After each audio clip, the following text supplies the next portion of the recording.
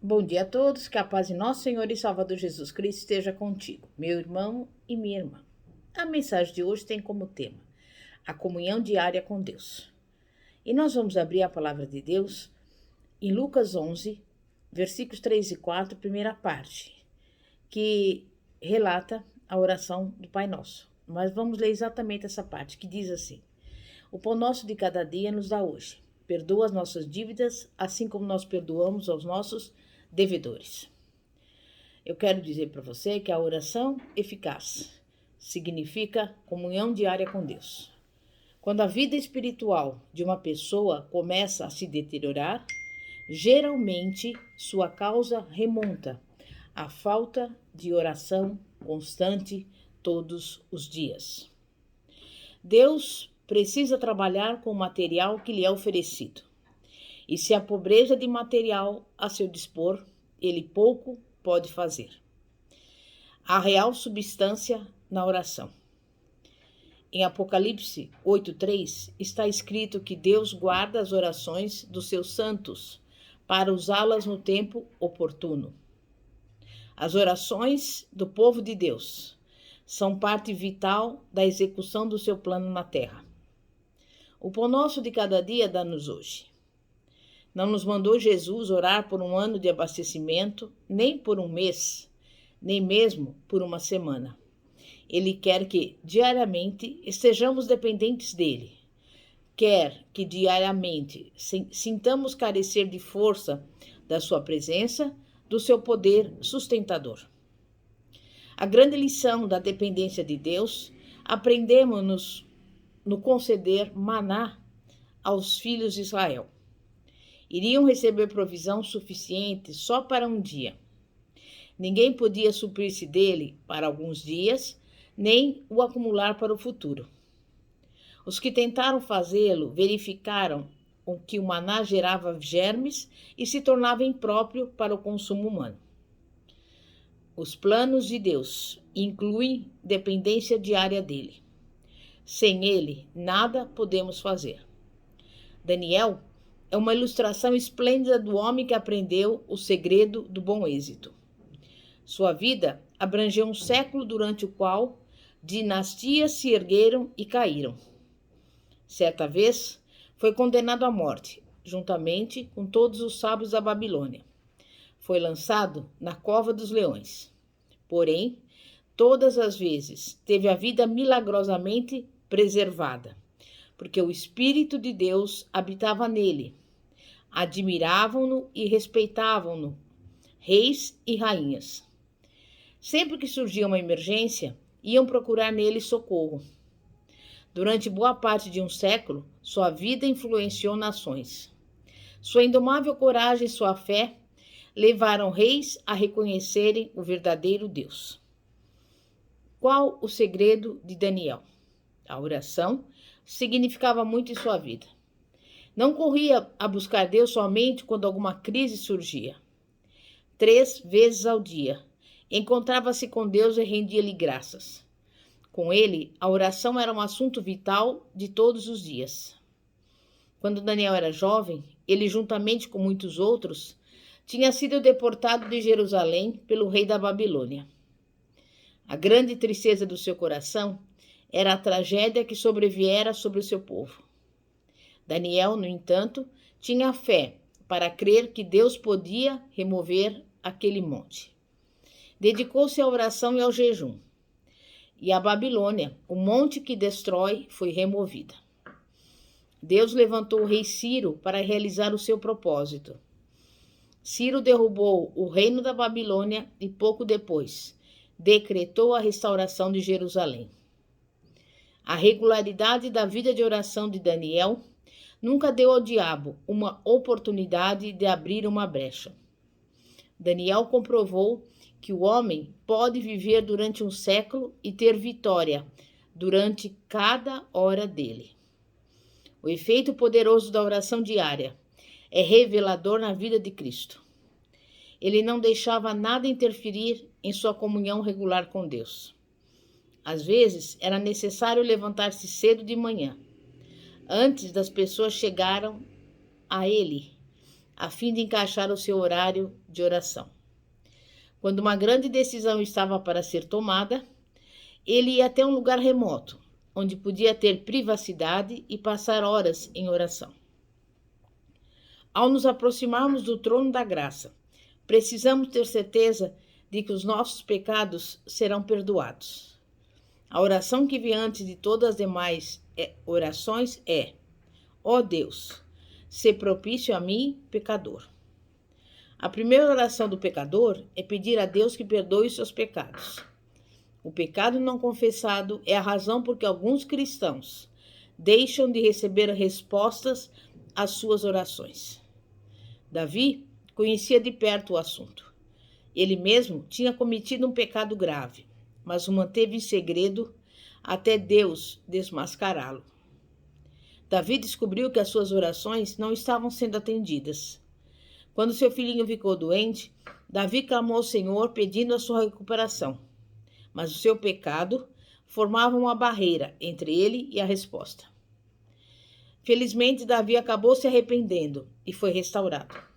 No fim, Deus ainda podia dizer que Davi era um homem segundo o seu coração, revelando assim a plena extensão do perdão divino.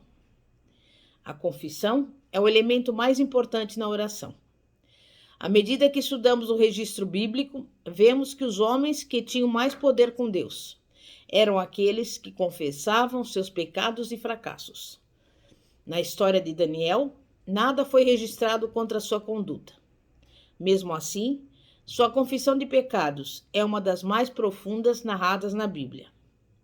No capítulo 9 de Daniel, vemos o profeta confessando os pecados do povo como os dele. Sua confissão se divide em 7 partes. Pecamos, cometemos iniquidade, agimos impiamente, rebelamo-nos contra ti, apartamo-nos dos teus preceitos, não atendemos aos teus servos, nem nossos príncipes, nem todo o povo da terra.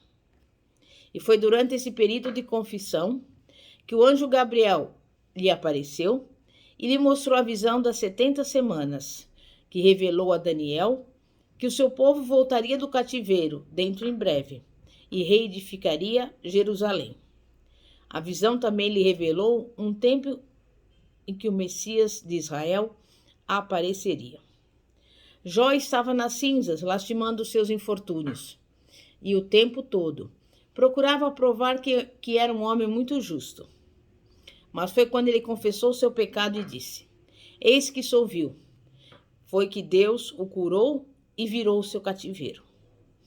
Foi quando Isaías exclamou: sou impuro, que a brasa viva foi tirada do altar e aplicada nos seus lábios, e ele passou a escrever um dos maiores livros que já foram escritos. Foi quando Davi confessou: pequei, que o Senhor teve misericórdia dele. Foi quando disse a Deus: pois eu conheço as minhas transgressões e o meu pecado está sempre diante de mim. Pequei contra ti somente, e fiz o que é mal perante os teus olhos, que foi que ele achou perdão e restauração. Nós sabemos que o diabo é o acusador dos cristãos. Uma maneira de ficar adiante é você confessar os seus próprios pecados, antes dele ter oportunidade para fazer alarde deles. Muitos dos maiores reavivamentos da história mundial ocorreram quando as pessoas pranteavam diante de Deus, confessando os seus pecados. A cidade de Nínive estava para ser destruída, mas os habitantes, começando pelo próprio rei, vestiram-se de panos de saco e se humilharam diante de Deus, e o Senhor poupou a sua cidade. A confissão com o arrependimento é a única coisa que poderá salvar o nosso país. Satanás, se não consegue iludir as pessoas de uma maneira, procurará outro jeito de fazê-lo. Algumas pessoas desenterram os seus velhos pecados repetidas vezes, depois de Deus os ter deixado no esquecimento. Esquecem-se da promessa de Deus. Precisam ver que o pecado mais negro pode ser lavado pelo sangue de Jesus. Deus prometeu que não se lembraria dos nossos pecados. Jeremias 31, 34. É obra do diabo acusar irmãos, cujos pecados estão cobertos pelo sangue de Cristo. Mesmo assim, se alguém vê que as suas orações não estão sendo respondidas, e se não sabe o que está errado, deve orar assim como o salmista que disse: Sonda-me, ó Deus, e conhece o meu coração. Prova-me e conhece os meus pensamentos. Vê se há em mim algum caminho mau. Salmo 139, versículos 23 e 24. É possível que seja necessário fazer alguma restituição. No Novo Testamento, temos a ilustração de Zaqueu, em cuja casa Jesus foi hospedar-se. Zaqueu era um cobrador de impostos. Sabia que agia errado e estava disposto a fazer a restituição.